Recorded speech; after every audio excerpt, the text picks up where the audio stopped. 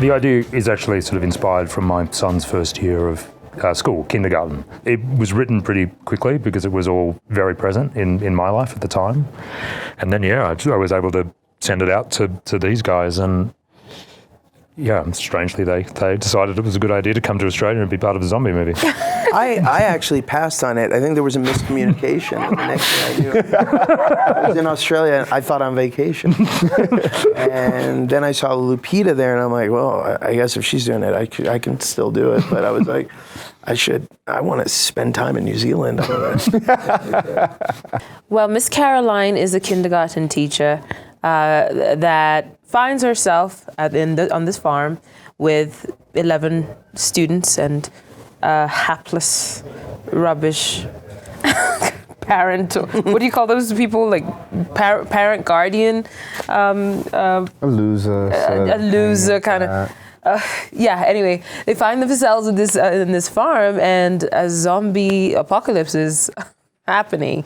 And so Miss Caroline has to try and keep the children away from the trauma of the zombies and kind of preserve their innocence and keep them away from, her aim is to preserve that innocence by keeping away all dangers both inside and out. I play a character named Teddy McGiggle, who's a famed children's performer.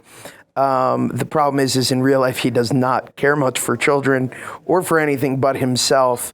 And the problem is that they're facing these monsters outside, but they're also facing this monster inside that they have to contend with, which is my character.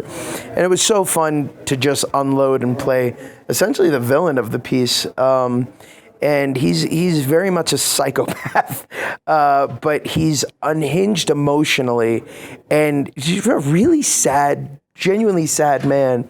But what's so wonderful about the film is that Lupita's character and Alex's along the way essentially have to protect these kids and preserve the bubble that all of this is supposed to be happening and that all of this is actually part of a game.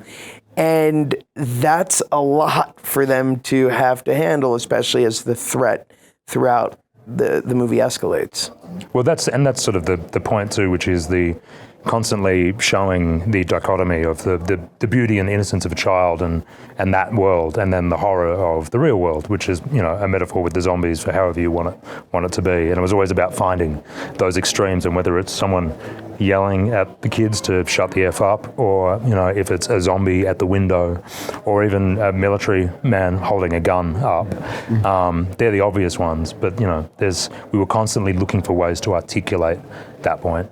The one totem for me that I was so excited to pay homage to was there's this crazy fight sequence in the movie between Alex and I. And one of my favorite movies is John Carpenter's They Live. And there's that amazing fight sequence between Roddy Piper and, oh my God, what is his name? Brilliant actor. Anyway, there's a great fight sequence in it.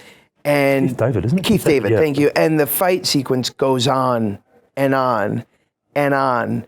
And we definitely kept referencing that during that thing, because it gets crazier and crazier.